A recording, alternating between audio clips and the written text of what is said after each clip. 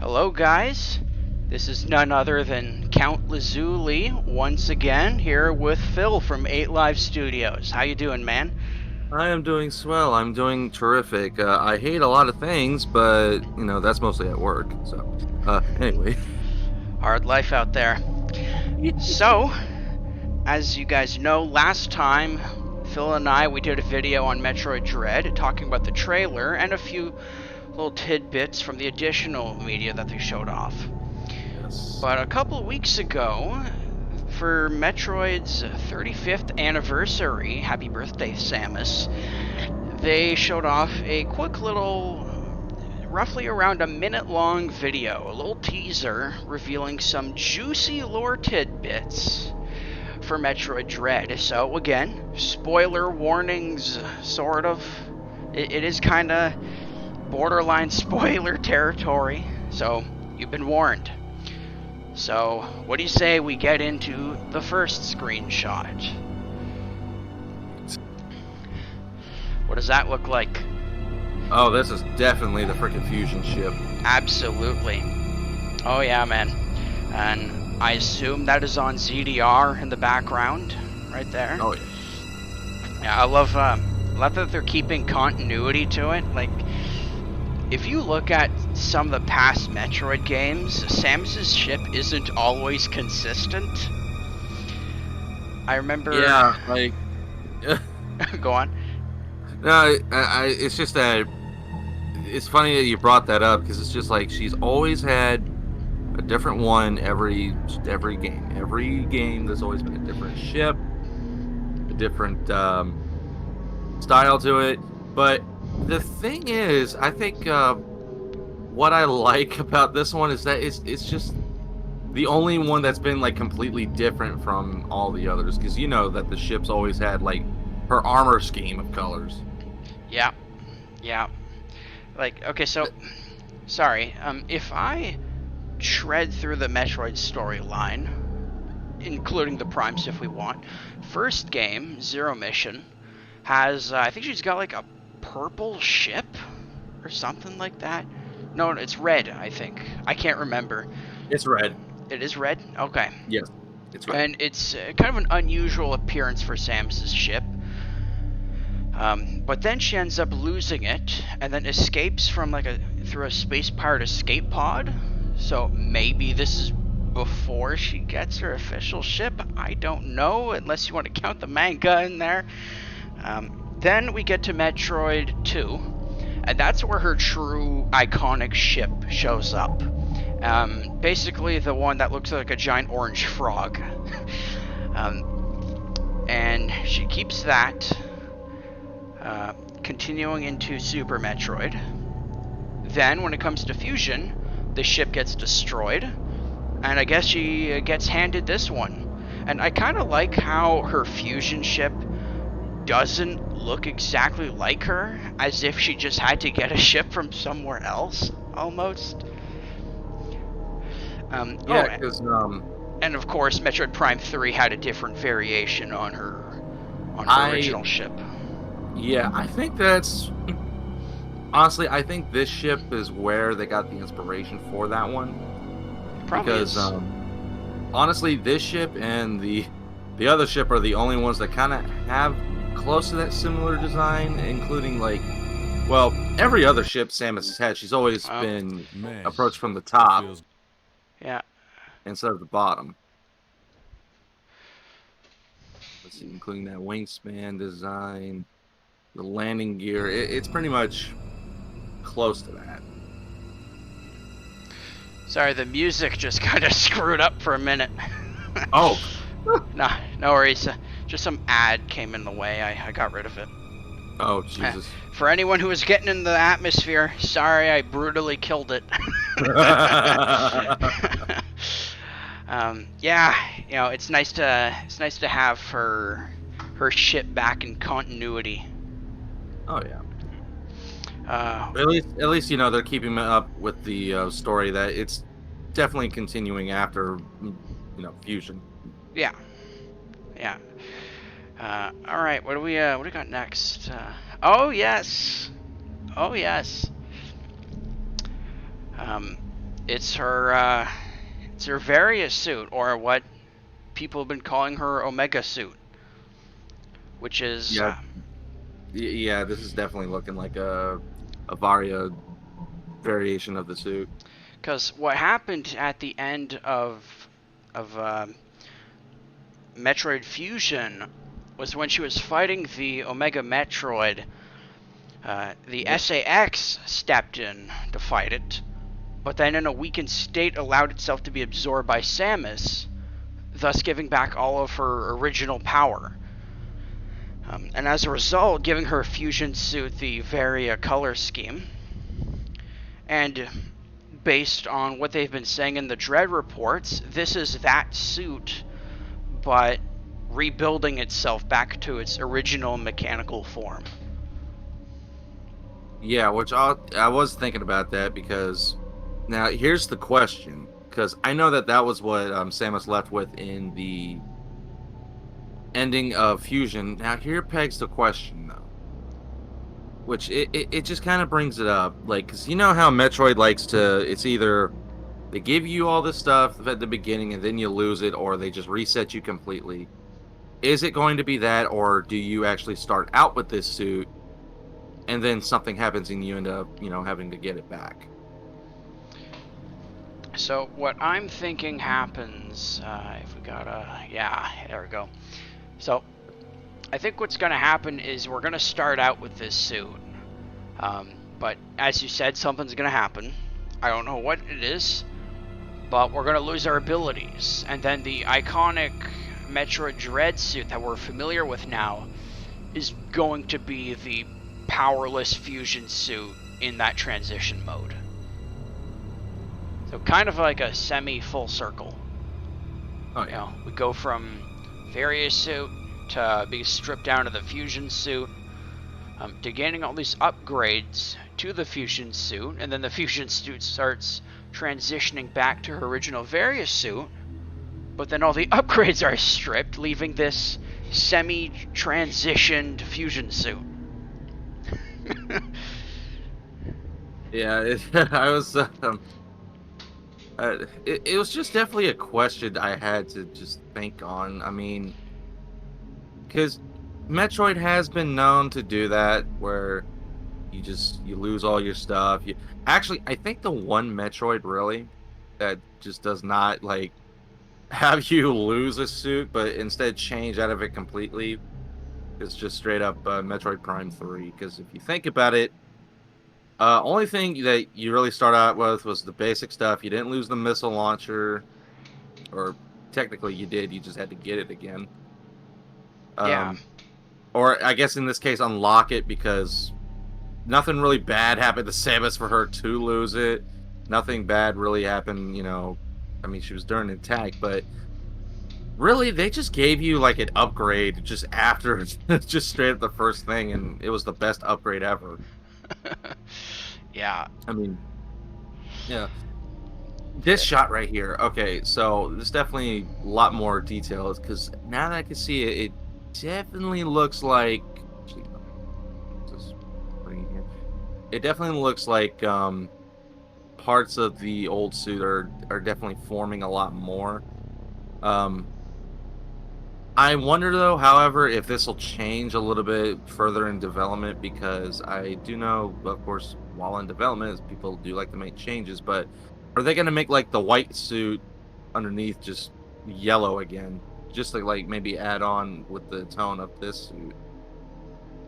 Uh, Personally, I kind of hope they don't, because, well, it definitely would add on, like, at least you keeping in perspective, hey, this is still that same suit that you're stuck with, so it's not trying to be a copy of the Varia suit. Yeah. Now, there are things I like and don't like about this suit. Or actually, I think there's only one thing I don't like. I think the yellow gold is a bit off-putting. It's like, it's close enough to the metallic orange, but still a different color. It's like one color too much in this palette for me. I think the red The orange with the white would have done it just fine. What I do like is there's clearly some visual differences between this and her base Dread suit. For example, this clearly has far more stocky armor plating. Like even in the chest piece, it's a lot simpler, a lot cleaner. Yeah, the chest piece definitely looks. Yeah, I did. Honestly, the chest piece was the first thing I noticed. And for anyone who watches this, no, it's not for that perverted reason. Take your mind out of the gutter. One I person. noticed on the. Go on. Oh no, like okay, so for the chest piece, I noticed that that was honestly the first thing I noticed because well, the power lining of it, obviously with every kind of suit that she has, it's always changed, except if you play Prime. Um, it's always had like a different kind of design. I mean, if you look back at all the other suits she had, like the the fusion suit. Well, actually, the fusion suit didn't have any.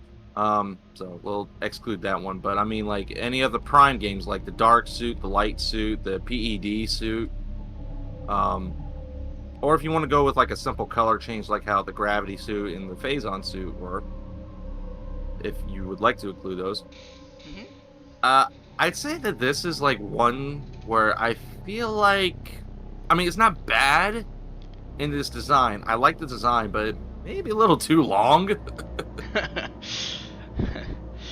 I remember one person described her chest piece as looking like it's reinforced, like it's much more solid, as opposed to like even in the shoulders. The shoulders have a much more simple design, so it's as if her base dread suit is far more industrial in a sense. Like there's more gritty detail to it. Right. Like even look at her legs here. Like those knee pads are not there in her base suit. That is right. I didn't notice that too. And it definitely looks like they're like the orbs are coming back. That how they were on her original suit. Yeah. Except that now it looks like they added some on her feet. Oh yeah. Yeah, for sure. Yeah, you know what? I think it works. I just could have done maybe without the yellow. If they just made the yellow black or something, I think that would have, I don't know, or even like a dark gray, that would just added a bit more solidity to it. Was there yellow? Wait, there was yellow in the Omega suit, but there wasn't white, so that's why I think the yellow worked in that one. I just think well, because like the original thing on the fusion suit is that the underbase of it like was yellow, kind of like how her original suit was, but yeah, because it was only the organic material that turned orange. Yeah. So yeah, I just think there's one color too many on this suit, but the rest of it I like.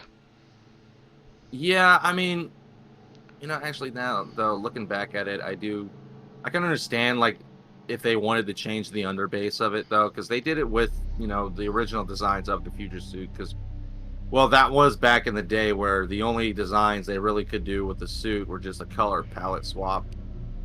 I mean, with the Varia suit originally in that game, it was technically. You know what? Now, reminded myself. That's right.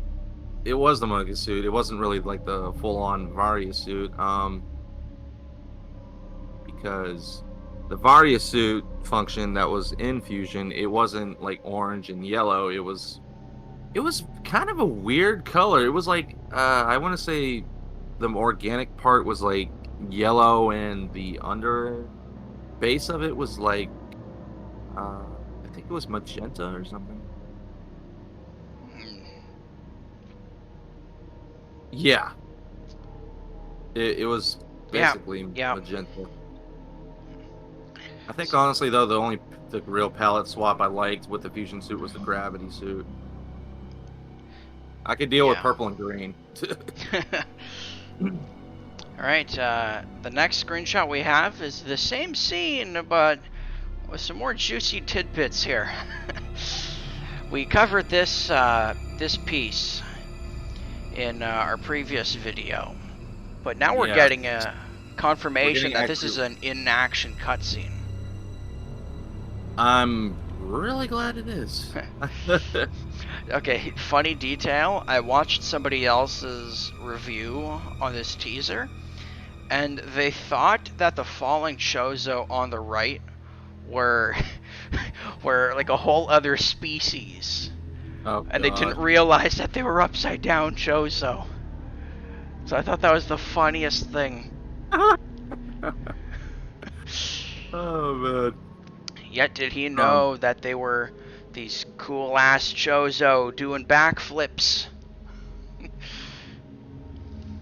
No, this is clearly for anyone who's played Samus Returns and has seen all the Chozo memories. Which, by the way, Phil, we're going to be getting into those in this video for sure.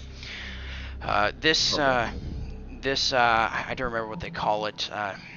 Glyphs, hieroglyphs, no, prophecy. Scriptures. When they told a story on the wall, Egyptians did this a lot, which is clearly the inspiration for this. But this is depicting what everyone's calling the Chozo General, ordering, I guess, ordering his troops forward after he just killed the Chozo scientists here. You have any thoughts on this? Well, excuse me. This definitely shows that something definitely happened. This general was interested in something, and he wanted this power for himself. I would reckon, whatever it is, or whatever they created, because I mean, you're talking about a race who created a life form just for destroying another life form that threatened the galaxy. So it's honestly a really big question as to, like, exactly what is he after? What are his true motives? Is he gonna pull a 180 with Samus, work with her, and then end up betraying her? Or So here's the funny thing. We got one shot. It was a literal second of the Chozo character in the Metroid Dread trailer. yes, they actually showed his face. Oh, everyone and their mother, including me, took one look at that. Took one look at that and thought that has to be the Chozo General right here. Right. But you take a look at his head crest, his clothing, and it's not the same. And I know it's hard to tell that when looking at this this piece here on the wall, but this is very heavily stylized too. You have to go back to the Chozo memories and go through them, and you'll realize that this is a different Chozo here. And he seems a little less hostile than we'd expect. He's, as we can see here, he's performing the bow. This, I almost imagine this might be like a universal greeting amongst the more like species or something. Like, you remember Metroid Prime 2 Echoes? Oh yeah, that is true. Because the Luminoff did like kind of the same greeting. Yes, they did that sort of bow their head and bring their hand to their chest. So I'm just wondering, is that some kind of like higher civilization greeting, maybe? If we're to treat the Prime games as canon, then we know that the Chozo, the Luminoff, and even the Bryonians, as well as maybe the Olympics, were kind of just breaking bread as advanced spacefaring species. I mean, the Bryonians screwed themselves over later, and the Chozo kind of went into hiding. But yeah, I'm thinking maybe this is some kind of common greeting. And if this is a docile Chozo character, then that just kind of raises his motives even more, I find. Also note what's behind him. Hmm. He's It's like one of those doors. he's either right outside an Emmy zone or he's in one. So he's going to be moving around from what we know, just by looking at this. Honestly, if that's the case, I'm glad, because I wouldn't want the guy to just be like consistent to just one area. Yeah, I think it would have been funny if he just ends up being like another Umos character. Oh You know? god. Go capture 10 fish, Samus. Yeah. Alright, this next one is where we're getting into like the backstory stuff. So here we are, and there he is in the focal point. So what do we got here? This is without a doubt SR388. For those of you who didn't see the Chozo memories in Samus Returns, this is when the Metroids mutate and turn on their Chozo masters, and the Chozo are forced to, I think, either survive or escape. And I guess those do go together. Yeah, I mean, yeah, I know shit, they go together. Survive and escape are kind of the same thing. What am I saying? Fun little detail. As we've seen before, the Chozo guards are wearing forms of the Various suit.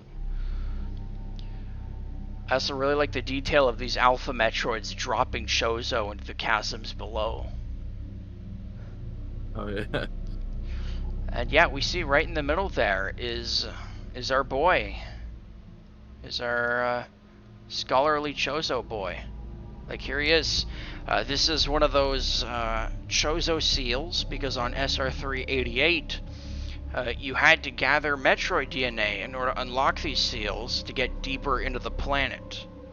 That was one of the main mechanics of Samus Returns. And as we can see in the background here, there's the toxic purple fluid.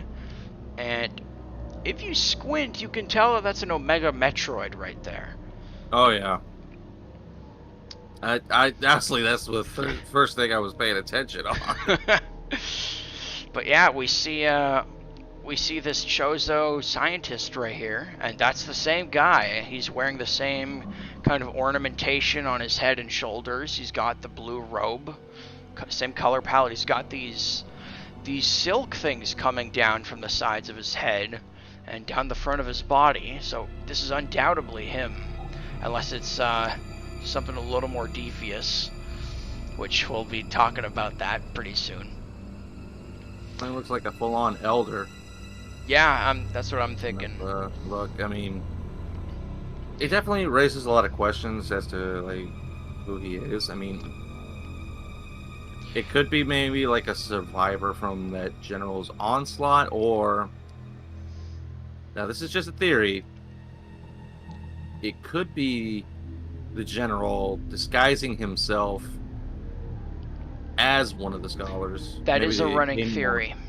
Maybe to get more onto Samus's good side, since he would probably know as well as like any kind of life form how powerful Samus is. Yeah. Now, my speculation thus far, because from what has been seen in the Chozo memories, no other Chozo's dressed like him.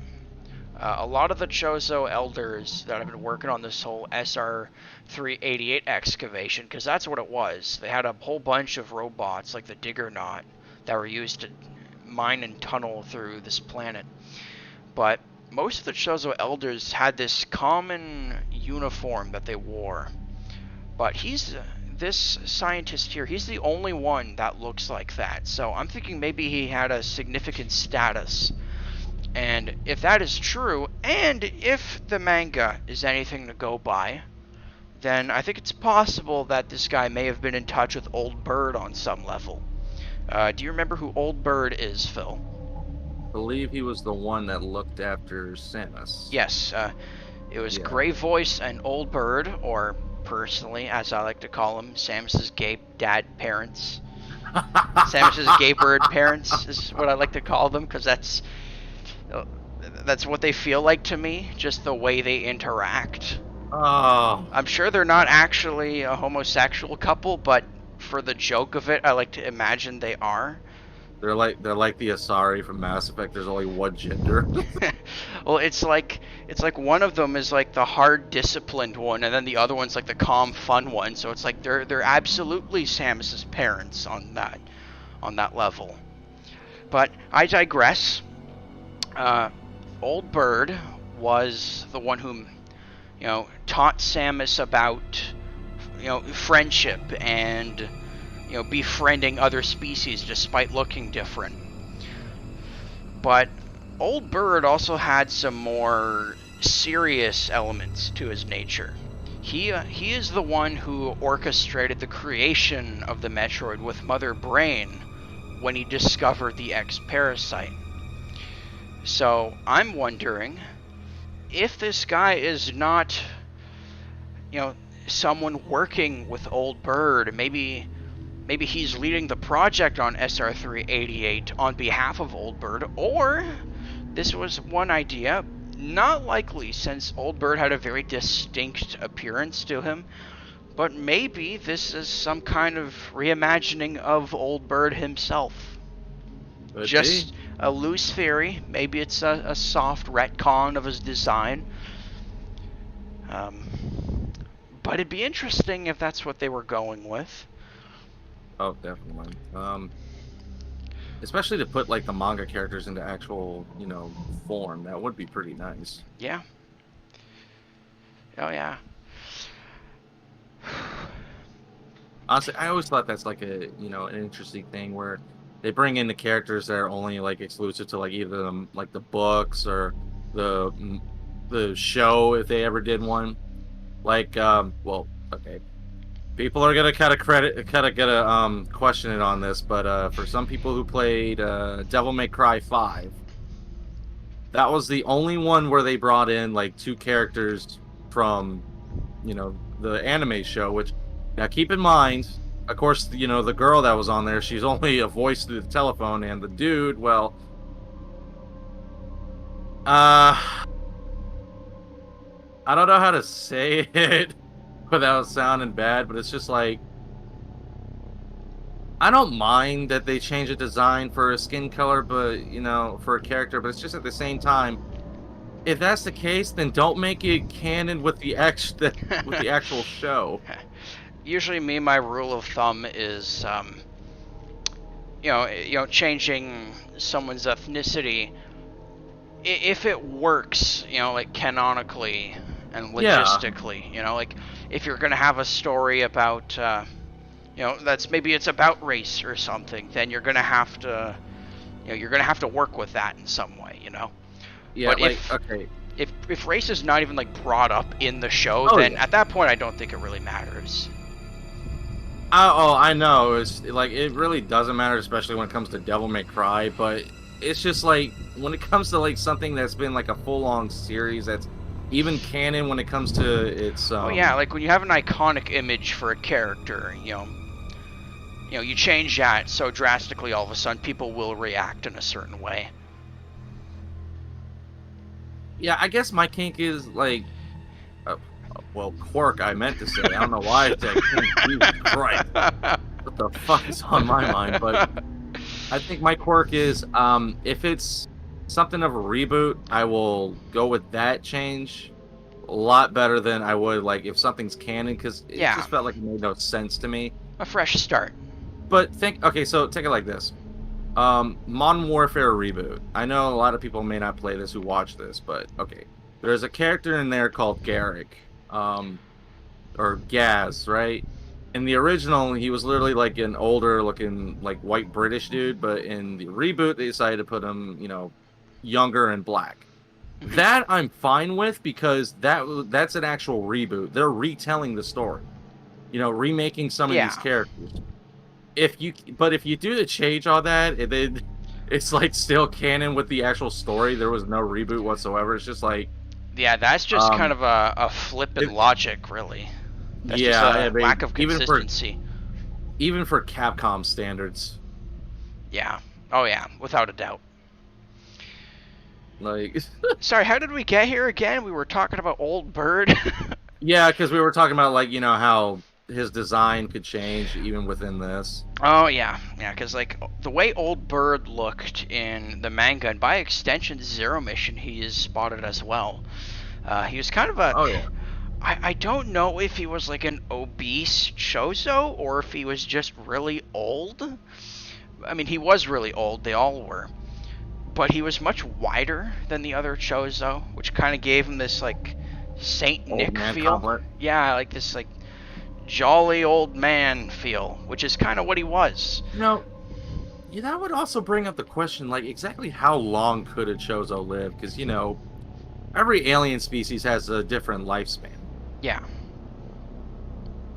I I mean, I'm not sure. I think the Chozo might have artificially extended theirs. I don't remember. Don't quote me on that. it could be possible because of, well, they could create life forms, so it honestly wouldn't be too surprising if they could also, rewrite their own genetic codes if they wanted to. And the nature of the Chozo is kind of going to play into one of my theories I'll discuss a little bit later in this video. But while we're at it, why don't we go to the next clip? And this next clip is quite literally the smoking gun. This I remember. Yeah, so here we have it. We have the scientist and the general. Do you know what this means, Phil? Do you know what this means? Well, in my own way, it definitely shows that something went horribly wrong. It means I gotta change my fan art. Oh, Jesus. Yeah, I gotta give my Chozo General a red cape now. Then I gotta make a line art for the actual head scientist, if that's who he is. That's actually a thing I just noticed. The general's got a red cape. The other dude had like blue on. Blue. Yep. Oh yep, God, we're not doing a red versus blue thing, are we? That's what I was thinking. It's just like a red Chozo versus blue Chozo. Is that like a visual key element that they're doing here? Like, it's bad. Before we started this, I was actually watching a little bit of red versus blue myself. So. But anyway, I don't. Yeah, I mean, well, aside from that, obviously, it definitely shows. I'm getting the vibe that because this general decided killing off all of these other Chozo, it just felt like, okay, either one, he's trying to take control of something they created, or two, something went horribly wrong, so they had to do a little I want to say special ops cleanup. The special ops cleanup you mentioned, that leads me to one of my theories. So we know what was on SR388 before the Metroids, right? The very reason the Metroids were created was to destroy the X parasite, the shape-shifting, DNA-stealing organism, basically Metroid's equivalent of the Thing. So that thing is supposed to be supposedly the most dangerous. Yeah, other than maybe Phazon, if you want to count that. But yeah, X parasite is a huge threat. And my idea is maybe other Chozo wanted to quarantine this world. So maybe the general. Yeah. Yeah, while the general just seemed like he just wanted it eradicated. I was thinking maybe this was him going, all right, no, we can't let them leave when they've been so deep underground. Like we gotta clean them out, you know.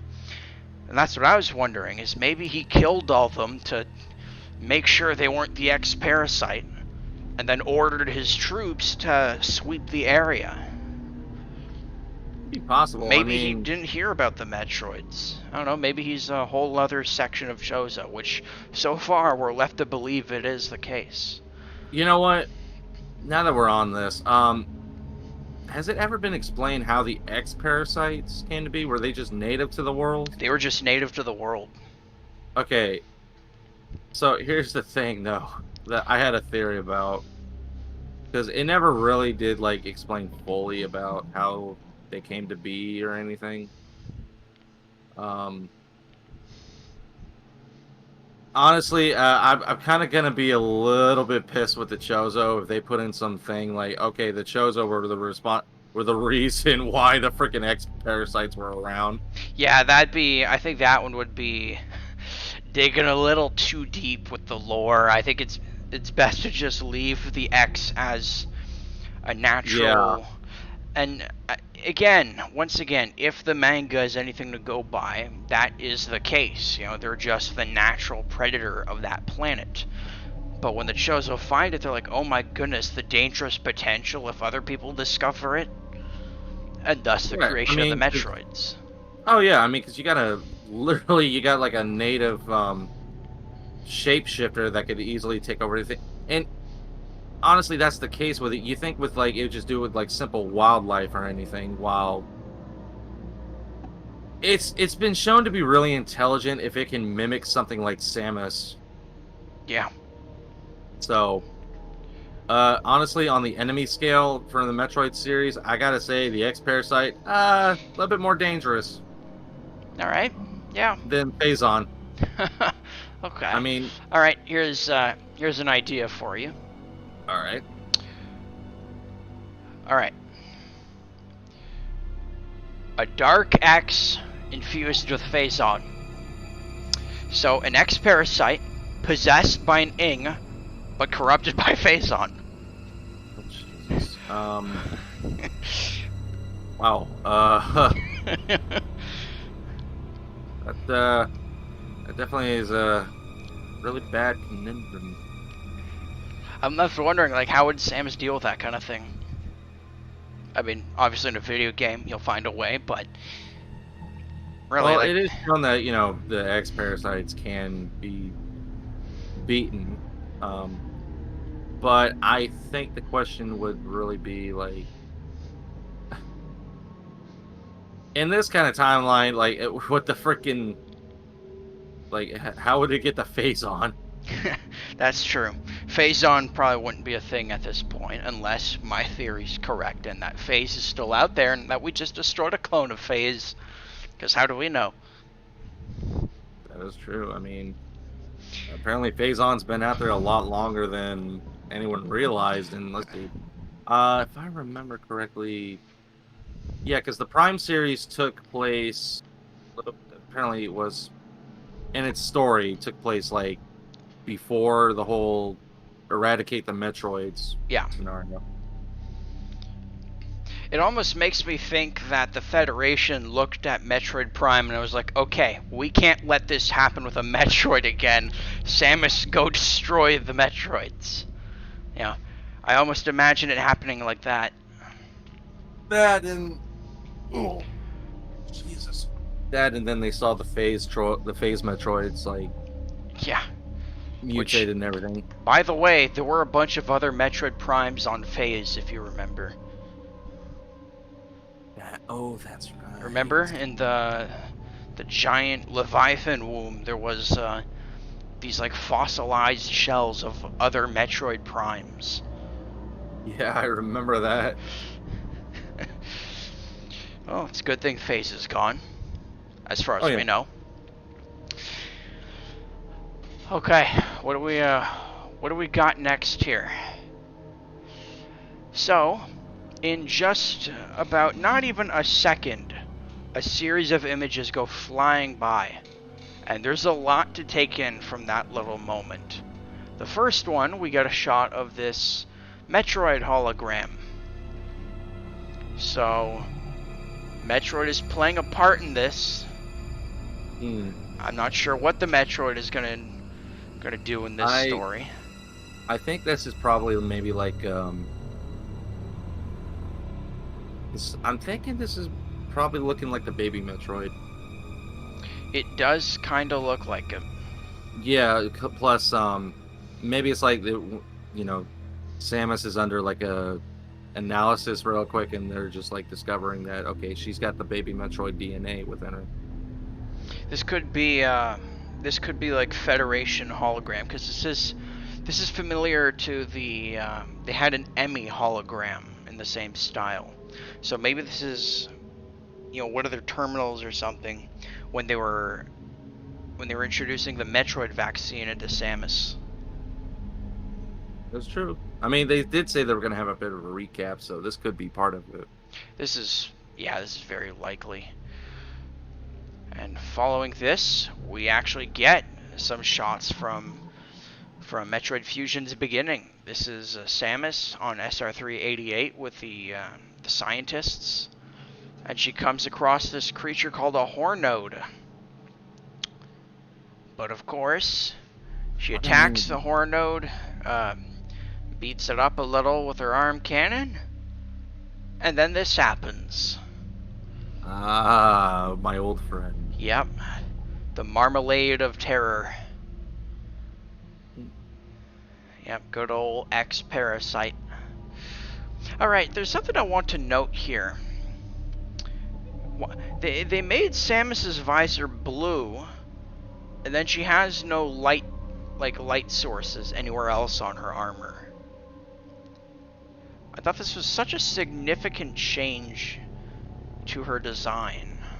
Well, I think it's to kind of show because I guess it was to keep with like how her style was of the old games, because if you do remember, like really the only time they had the power suit advanced looking was in, the further games, which ended up being prequels, like the Prime series. But I guess for this they wanted to keep in like with how it looked in like the old Super Metroid look, when her visor was blue and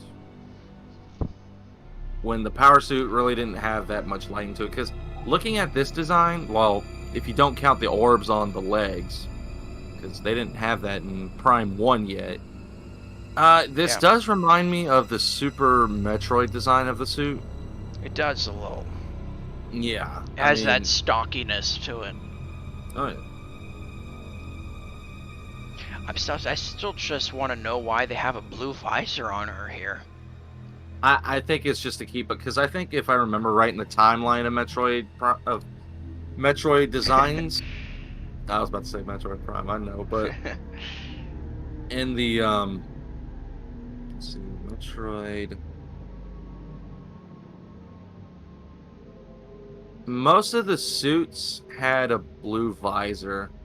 Like Metroid 2, Return of Samus, Super Metroid. Oh, you're right. Yeah. Oh, let me see this. Let me look this up. Here, I can send you a photo. I got like a little timeline photo right here. It's like that. It's almost like the, what do they call it? The Mandela effect. Yeah. Let me see. Yeah, because it was confirmed that, like, Super Metroid and Metroid 2 were like way after everything else, like the whole Prime series and everything. So the Metroid 2 and Super Metroid suits were like, the most advanced versions of the power suit apparently, but they finally like broke the mold of the green visor thing. It's interesting. I never realized she had a blue visor in that artwork. And then we get the following shot, of course. Yep, when she's being slowly devoured. Is it wrong that the first word that comes to mind when I see this is phlegm? You know what? Judging by how this looks, no, not really. This looks the way you feel when you gotta really blow your nose, but it's never enough. Oh, God. Yeah. Like, or you have that, not to be gross, but I'm gonna get gross, but when you have that situation where you can only breathe through one nostril and you're trying to sleep, so you... That is the most annoying thing in the world, you know what I'm talking about. So you roll over on the other side and then it's the other nostril. Oh, This is like this times 20, I bet. oh, God. Yeah, can't trust that marmalade. No, I can't. And of course, after Samus gets a taste of her medicine in a good way, we get this cool recreation of the fusion suit. A lot more organic, I find. Oh yeah, I mean, since they have like the proper art design and technology nowadays, they can actually make it. I mean, I get that it was Game Boy days, but I mean, especially if you look at the fusion suit through like Metroid Prime 1, like I did, you just see that, okay, it's just like a plastic overlay. But yeah, they definitely have a proper way to show that it's organic, or that it was organic. Maybe it's just the perspective, but I feel like they made her visor more aggressive here too. Oh, they did, because it's also, well, it's a lot skinnier than how it is in Fusion. Yeah. Yeah, that's what I mean. Yeah, and okay, and it's definitely definitely pretty good for the suits tone, because this is supposed to be like when she's like, well, honestly, this is just around the time where Samus just does not give a shit anymore, honestly. Yeah. Yeah. Alright. I'm done with the Federation. I'm done with all this bullshit. Hey, Phil, are you heading to bed after this? Oh no, not really. Okay, good, because here's the next shot. Oh, shit. Ah, she returns. The funny thing is, I am heading to bed after this. There it is. Sex. I mean, SAX. Yes. Yeah, this is probably one of the most infamous villains in Metroid. The first anti-Samus that we've had. Dark Samus coming afterwards. Yeah, So- I mean, it definitely created a lot more opportunities to create, like, a different kind of Samus. But honestly, Dark Samus had her own vibe to it, but this one will always be like, the scariest one to me. Oh yeah. Like, I think Dark Samus was meant to have like an ominous presence, but SAX was definitely just supposed to be like fear, straight up fear. Oh, yeah. But here's something, when it comes to the SAX or the space pirates in the mothership during Zero Mission, and when it comes to the Emmy we're about to get, I think what's really cool about Metroid is they managed to create these powerful forces that are hunting you that you can't stop. But even if they do make them look a bit scary, they don't have to rely on the designs to bring in that dread, Like, Oh, yeah. yes, SAX is scary with those eyes, but during the gameplay, it just looks like normal Samus. But the idea and the atmosphere is what gets you. Oh, yeah. Like, the Emmy definitely have an eerie appearance to them, but you don't look at an Emmy and shit your pants and wish for death. They're eerie, but they're not terrifying to look at. It's the way they behave. It's the atmosphere around them. That's what gets you, and that's what I like about Metroid. It doesn't have to have overtly scary monsters. And I think, Yeah, I mean, shoot. if I'll be they- honest. Go on. When it came to, like, some of the enemies I fought in the previous games, and they didn't have to be like terrifying in design to just like be creepy. Yeah. Yeah, and I think it's a good thing that Metroid doesn't rely on this kind of fear, where it's just a scary monster with 1,000 teeth and horrible eyes. If they went too far in that direction, I don't think it'd work because of the fact that you already fight these kinds of things with ease. Right. I don't think you can scare someone with the same kinds of creatures that you already take down as the Galactic Warrior. So they use psychological tactics to make their enemies scary. Yeah, Like I mean, SAX. that's I mean, because that was the whole thing when it came to SAX. It's just there, because if you remember, there was this one part. You're in a corridor where literally she's just leaving, and you're in your morph ball mode the whole time, wondering if she's just gonna like stop and actually realize that you're there. Because when she's walking to the door, she actually stops and looks back. And it's just like, oh, please don't. Yeah. Oh yeah. Especially if she's like so overpowered. It's just, that is an enemy that's worth fearing in Metroid. All right. There's a couple things I want to note about SAX here. All right. All right. First off, it does have the green visor here. So I don't know what that's about. Well, they also did the same thing in Fusion, where her visor, glue green. But I think that's just like, let's see. They mostly well, I guess like they would technically glow a bit, so this would be like because I think with some eyes on like the parasites, when they're in a form, they do kind of glow a bit. And there's another detail I want to point out. Her helmet seems just a little different to me. The pipes that connect to the bottom of her helmet to the ear portions, those connection points, they look far looser here, like a whole pipe going around. And if we go back to here, it's far more tight-knit. It's far more small, closed in when you look at her suit here. So I'm wondering if the whole idea here is that maybe when they removed Samus's Various suit, is this like missing pieces? Is that why SAX has such a... Because like SAX, used Samus's old suit to animate itself.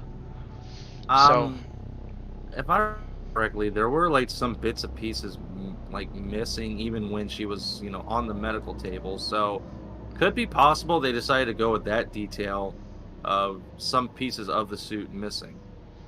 So yeah, maybe that's what this is. Like a less complete version of the Various suit. Maybe that's why it just looks so much clunkier.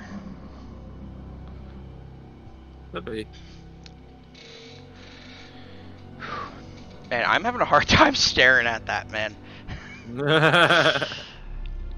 So let's get a different shot of Samus, where she's tripping balls. So a lot of people have been wondering why Samus has this reaction in her eye. You see flashbacks of that horror show you went through, and then of all the Chozo's messed up doings. I mean, wouldn't you? Some people have speculated that this is Samus's reaction to the wall she's looking at, like realizing the horror of what's happened with the Chozo. Other people think this is her, reminiscing on the events of Fusion. But followed right after this, and it looks like it's in the same room, same Emmy zone, we see this violet, pinkish energy swirling around her hand. Honestly, this had me curious because I was thinking to myself, is this like some kind of hidden Metroid ability she's developing? Because after all, we've seen like with the Metroids on SR388, they've all mutated and had different kinds of abilities. So is it possible that Samus's Metroid DNA could be maybe like, mixing with the whole Chozo synthesis she got when she was a kid? And maybe creating something, or what? Okay. Now, before I forget, I did have one theory, just going back to when we were talking about the advancements of the Chozo.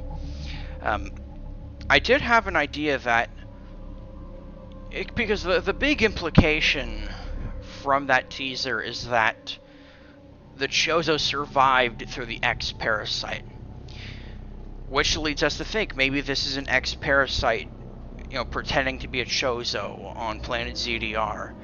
And I'm wondering, what if through the absorption of that Chozo's knowledge, the Chozo's consciousness, in a sense, was able to kind of gain some level of control over its own X nature? So it's like an X that doesn't have its own will anymore, almost. Would be interesting. But here's my big theory that I took away from this. So, clearly they're referencing very heavily on fusion here. And we know that there's a lot of story elements that we don't know yet. Here's my theory. What if SA-X still plays a part in Metroid Dread? This is what I'm thinking. What if when the SA-X allowed itself to be absorbed by Samus, it did so and maybe it found a way to, I don't know, maybe it hid or became immune or something, found some way to survive Samus's Metroid side. And what if in this game, Samus has to struggle with the X trying to take her over? So kind of like how the corruption feature is in Metroid Prime 3. Kind of, yeah. What if, and then I had this cool idea, what if there were points throughout Metroid Dread where SA-X did take control and you got to play as SA-X. Maybe your UI and your HUD all turned into like this sickly organic look as you played as SA-X, and then once you've accomplished some of your goals as this creature, Samus kind of takes back control and you go back to Samus gameplay or something. Well, that part I don't know, because there have been some games in the past where they use scripted events like that, and I guess it's all on how they make it. I mean, okay, one example I'll give. A game I played back in the day, Prince of Persia: The Two Thrones. I don't remember that one. They had a mechanic in there where they had a thing in there where at some scenarios of the game, when you reach a certain point, you turn into this, you actually turn into like a sand demon, and you could just like wreak havoc on the enemies. I mean, you use like a chain that's like embedded in your arm to just slash them apart. Rip their heads off with it. Swing from pole to pole using the chain. Like, had a lot of good abilities, but here's the bad part. It was a crap scripted event kind of thing where, one, if you didn't, kill enemies quick enough or find your way to the end point of that scenario quick enough, you will die, because apparently this feature also slowly drains you of your health. Okay. All right. And the shitty thing is, you had to find a giant mass of water to walk through for it to end. Okay. Yeah. I mean, it could have been cool if it was, maybe done better, but hopefully, if they do something like this in Dread, it's better than how they did in past games. Like, yeah. Now, I just want to expand on my theory a little bit. Because if SA-X is still in Samus and is trying to take control, what if the Chozo scientist is not actually infected by the X parasite, and this teaser is just a red herring for the fact that he wants to lure in Samus and then use the Federation's Emmy to get the X parasite from Samus and contain that? That could actually be pretty interesting right there. I mean, especially knowing that this Chozo definitely has a motive. I mean, just don't know the full motive yet. Let's also remember, like, Samus at the beginning of the game somehow ends up in the core of ZDR, so maybe she was contained in some way. Oh yeah. Maybe this is like, hey, this parasite-infected Samus is dangerous. And again, I think this whole theory would work except for the fact that Samus's body is fundamentally immune to the X. Unless the SA-X found a way to coexist inside her body. Could be true. And considering the symbiosis that's happened with like her suit and her abilities and all that, maybe they'll find some kind of sci-fi lore way to answer that if this theory ends up being true.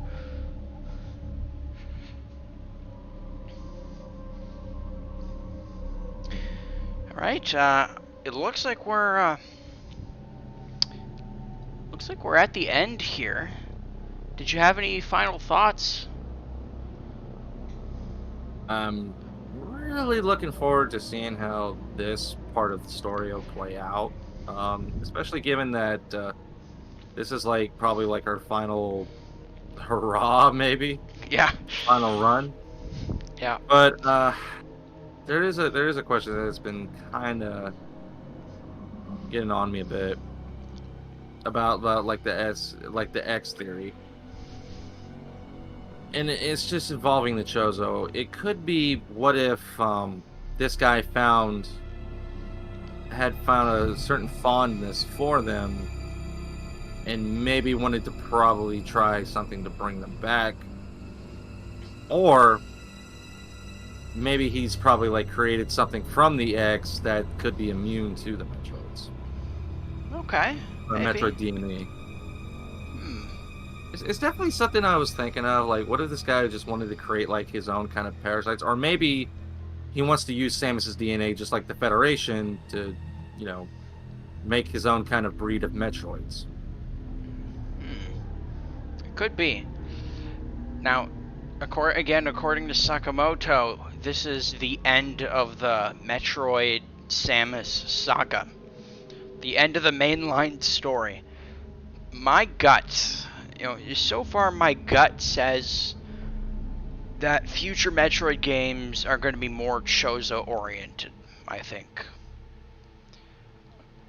I get the feeling that we're going to focus on this scientist, and maybe the general we've all been talking about isn't so much going to play a part in this game, but maybe future games as a bigger character. Oh yeah, maybe this is just preparing us for what's to come beyond Dread. It definitely would it definitely would be good to have some more perspective on the backstory of these characters, the general, the scientist. What went wrong? What was the cause that caused everything to go to hell? Yeah. All right. I think we're ready to cut it. Yeah. It has been fun, Phil. Oh yeah, man. Always a pleasure. All right. If we get any more Metroid Dread stuff going on, I'll absolutely get in touch with you. Phil and I have been chit-chatting about Metroid for the longest time now. Just a ton of fun. That's kind of our thing. Oh, and definitely.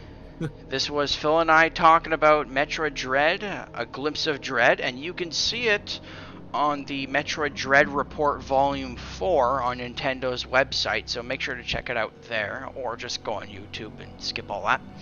Either way, it was fun, and I cannot wait for Dread. I've been in Super Metroid mode, no pun intended. This was Count Lazuli and Phil from 8livesstudios, and we are out.